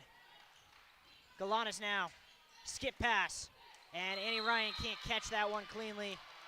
Turnover number 17 for the Jumbos. We've seen a lot of these very kind of long cross-court skip passes from Tufts. We saw the one earlier when Annie Ryan just kind of threw it up in the air that very nearly ended poorly for Tufts. So another one there, similar type of play. Again, that 17 number, it's a high number. It's lower than Roger Williams's, but it's a number you don't really want to be having. Quayle facing up. Now Clark going to go to work. Kicks. Richardson, deep 3. Got it! And that is a huge bucket for Roger Williams. 4 minutes left to play. You're down 7, and you're struggling on the offensive end. That could be the firecracker that gets them started and closes this one out. Crowd continues to fill in here in the Cousins Gymnasium. 4 minutes to play. Cross it. Backdoor cut. Galanis lowers the shoulder. A lot of contact. No call. Now Dufresne running the floor. Inside feed.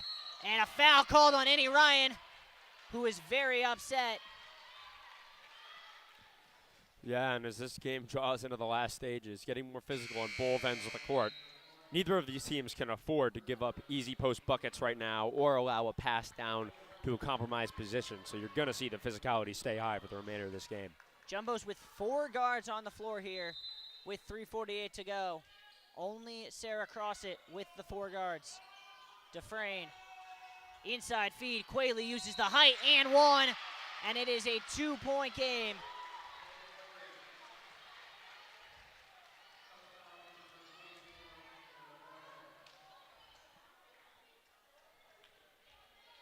Closest it's been since early in the 3rd quarter. And give the credit, Coach Kelly Thompson calling that timeout.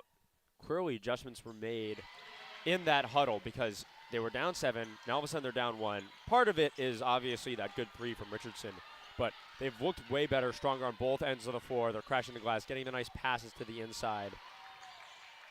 Cross it, kicks, Gonzalez, 3, no. Ryan with the offensive board. Decker to Ryan. Dribble, skip, Gonzalez, up fake, mid-range, got it. Gonzalez reads the zone really nicely in the paint there. One dribble, she sees everybody's looking for what pass she's going to make, and she's left wide open for a floater. Dufresne with a ridiculous shot off glass.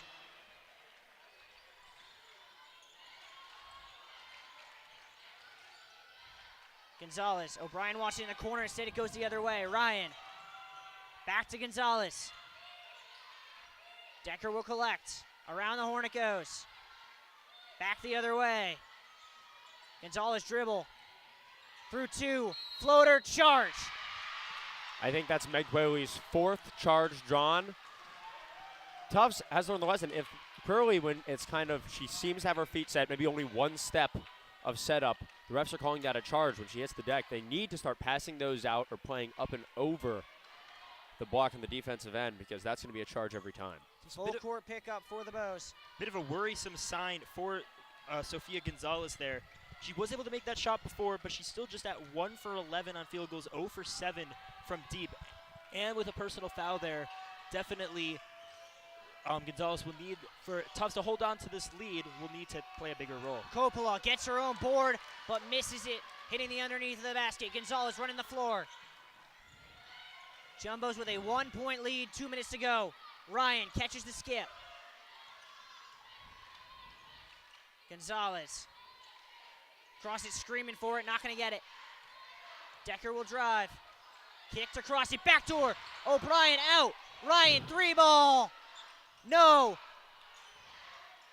Almost a tie up there. And eventually Coppola grabs the board.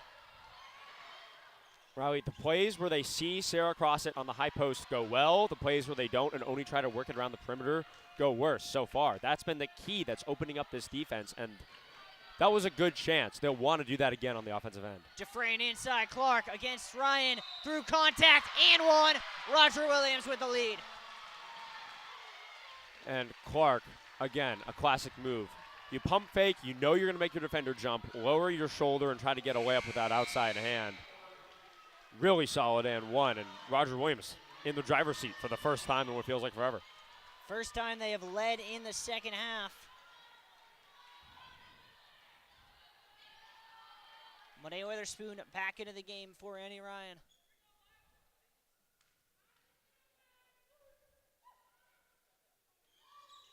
Gets the free throw. 2-point lead for the Hawks. Decker across the timeline. Timeout, Jill Pace. Yeah, and not surprising. 1:23 to play.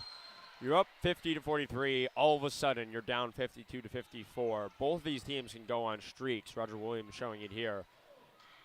There's a lot of talking that's got to happen in this huddle. It'll be interesting to see what Jill Pace comes out with for this first possession of 1:20 of what's going to be really technical possession basketball. It is, and the other thing to think about, Jumbos and the Hawks both still have 2 timeouts.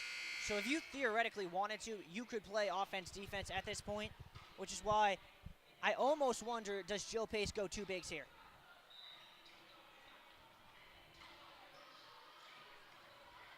Looks like she's going to answer my question with a no. It'll be the same 5 on the floor that went to the timeout. It's an interesting move with the Hawks 2 ahead. Seeing what Tufts is going to come up with now. We're keeping Witherspoon on the court. You know, a little bit more flash, a little bit more power from that part. But still, just the one big, as you mentioned, Riley. Cross it. Through contact, no call. Witherspoon had the board, gets it back. Kick, Decker. Back to Witherspoon, cross it, screaming for it. Witherspoon drives, knocked out of her hand. And Quayle gets beat baseline, but that wingspan serves her really solid work to knock it out of bounds and stop what looked like an easy bucket. O'Brien to trigger the inbound, but not before Jill Pace wants another timeout.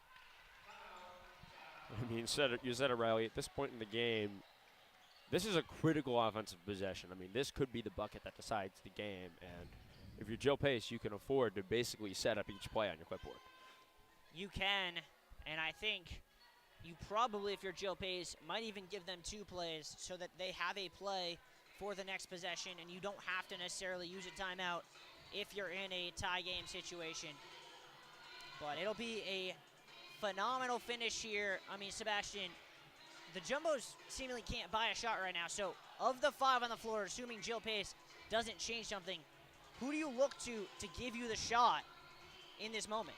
Well, if we look at the Tufts stats on the day so far, their leading scorer has been a tie between Ryan and Crossit. I personally think Ryan is the better option here. We need Crossit down in front of the post, really hoping to grab that offensive rebound. We mentioned that earlier in the game that the offensive rebound has been a lifeline for Tufts today.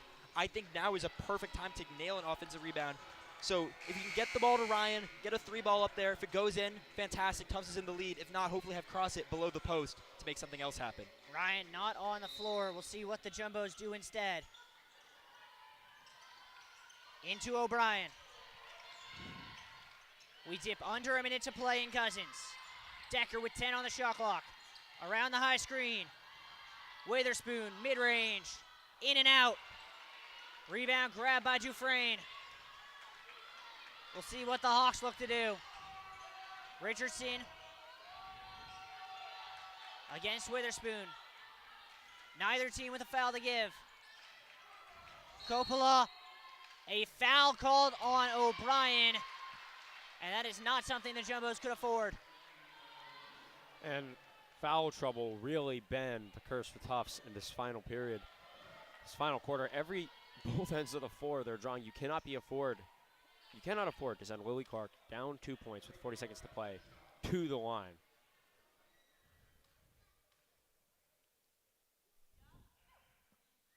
Gets the first 3-point game.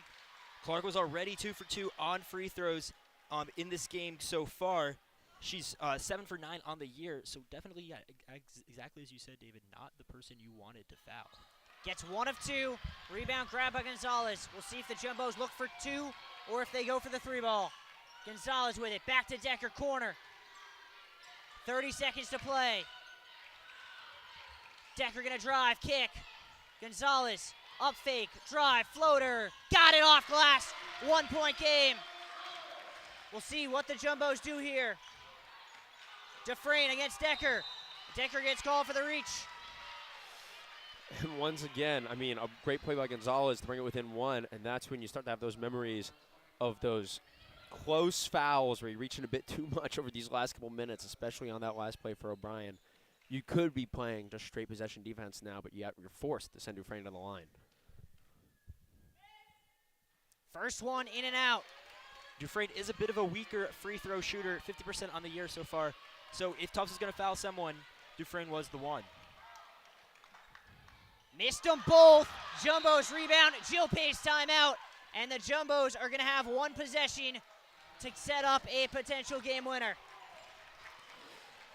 I mean, yeah, Riley, this is it. This is what it comes down to. Now we know. It's all going to be about offense. Tufts has looked like a powerhouse on offense at some points in this game, and over these last few minutes, there have been times where they can't seem to convert. It is a question. Annie Ryan will check in. We'll see who that's for. I feel like if you're Jill Pace in this situation, the offense has looked best in the last 5 minutes when it's been Sofia Gonzalez driving and looking to make a play off of that. I think you want to try and get her 1v1 with a step, maybe use a screen up top, see if she can get into the lane and create with cross it as an option and someone in the corners to potentially shoot? I mean, yeah, it's hard to know what they're going to do at this point because so far in this game, especially in this fourth quarter, there hasn't been one standout go-to scorer for this team, right? If the Hawks were in this situation, you would have to think it's maybe Sophia Coppola ISO ball. On Tufts' end, it's less predictable. There's really no way to know per se who they'll go to on this roster right now. It's really the difference between last year and this year. Right. Last year, there would have been no question the ball was going to Maggie Russell. This year, who knows of the 5 on the floor? It is Galanis, Ryan, Crossit, Gonzalez, and Decker on the floor for the Jumbos. Shot clock turned off, 17 to play on the game clock. Inbound triggered to Annika Decker. Around the screen, Gonzalez collects, inside, Crossit double, kick, Ryan, 3, no. Rebound bounces out, it'll be the Jumbos' ball with 5 seconds to go. They do not have a timeout. Goanas does well to have the positioning on the other side. Erin is forced to sort of slap the ball away. She can't control from her position. And now Tufts has another wife. Into Crossit with 5. Backdoor. Gonzalez collects, foul. Which way is it going? A charge called. And that should pretty much seal it. And that's a 5th charge draw for Meg Quayle. It's rare that you would say someone's biggest impact on a game is in drawing charges on the defensive end. But today, that's been the story. Roger Williams going to call timeout here to try and advance the ball. All they really need to do is get the inbound in, and they will hand the Jumbos their first loss of the year. It's a good idea there on that play, and really just a tough call for the Jumbos. You wonder, though, about whether Crossit had the ability to look to the other side, and it is kind of emblematic of this game. It ended with the Jumbos having an open look for 3 for Annie Ryan.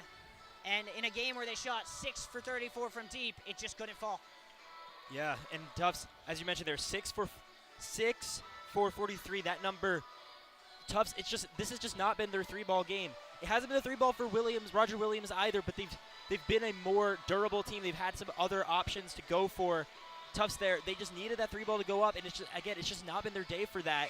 And unfortunately, that left them in a position driving forward with Crossit. Just nothing else to do really other than just try to go to the basket. And unfortunately, the charge occurred. Jumbo's going to look to probably draw a charge on the inbound. Or an immediate foul. I mean, they're down 1. Foul is made, 1.4 to go. Down 1, as you said, David, but more importantly, do not have a timeout. And the question, I mean, for Copeland now is, when it comes to your second free throw, if you throw this thing off the rim, you basically have a win. You miss it, and unless you do something stupid. Well, actually, it's interesting because Roger Williams isn't sending anyone else up. So theoretically, if Coppola were to miss the second one, the Jumbos could let the ball bounce and at least get a look. They're wanting to check the clock. They think there should be more time added on. They're going to have to remove Annika Decker. That is her 5th foul. So she's done. O'Brien will enter for her.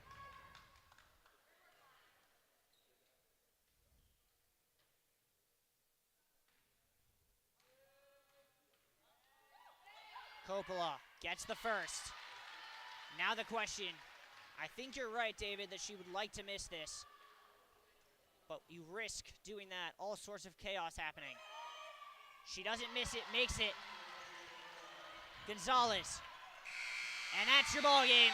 For the first time in program history, Roger Williams gets a win over the Jumbos, 57-54. And really, it was a game of poor shooting on both sides in which the Jumbos just couldn't stay out of their way in terms of fouls down the stretch. Yeah, Riley, I mean, you talked about the first win for Roger Williams against Tufts in program history. They're 0-7 in a matchup that dates back to 2004. And these early games, these early out-of-conference games for them are something of a litmus test as far as what's to come for the season. Obviously, it's their first year in the Conference of New England. They're previously CCC, so they're not really sure what's going to go on later in the season in conference play, a lot of new matchups. And you come out of this 1-3, you kind of have to assess some things because they've never gone under 500 in the Kelly Thompson era. So 15 season in, they get their first win against Tufts. This is usually not a win for them, and so maybe they're thinking, okay, we can be successful this season despite losing so many key pieces last year. This is a really solid win for them to pick up on the road. On the other hand, for the Jumbos, Sebastian, what does this mean for them going forward? Look, Tufts came into this game 2-1. They're now 2-2. And when you're at this early point in the season, one loss does so much on your own record, on your own morale, on how you feel about yourself as a team. You still have this long period of non-conference play when your team in a conference like the NESCAC that's generally stronger, non-conference is almost a bit of a warm-up for that harder NESCAC play down the stretch. But it's still it's not a good look for the team. These are not games you really expect to be losing. Again, we've mentioned these two teams. This is the fourth ever matchup between them. First ever Roger Williams victory. This is not a game that Tufts has lost in the past, and so now you go into your next few matchups. Coach Jill Pate, she has to figure something out. Clearly, there's an issue with the 3-ball. That really needs to be worked out. There's an issue with turnovers. There's an issue with fouls. Hopefully, we can see all three of those kinks worked out, stomped out. There's still plenty of time in the season, and see a more successful rest of the non-conference schedule and ultimately conference schedule. Yeah, it is a great rest of the non-conference schedule. Jumbo's still with 3 more non-conference home games. Use Scranton on Tuesday. A week from tomorrow, they host RIC. And then 15 days from now, the game everyone's had circled on their calendar for almost a year. The #1 team in the country in NYU comes to Cousins. But before we get to any of that, we're going to step aside. We'll be back in about 45 minutes when it's the guys' turn to take the floor here at Cousins for their home opener at Endicott. Before I say so long, I'd like to thank the other members of my crew. Ava Tootin, Sophia Kahn on the cams, Jake Flossie directing. For Sebastian Gold and David Latham, I've been Riley Daniel. You've been watching JumboCast, and as always, stay home safely.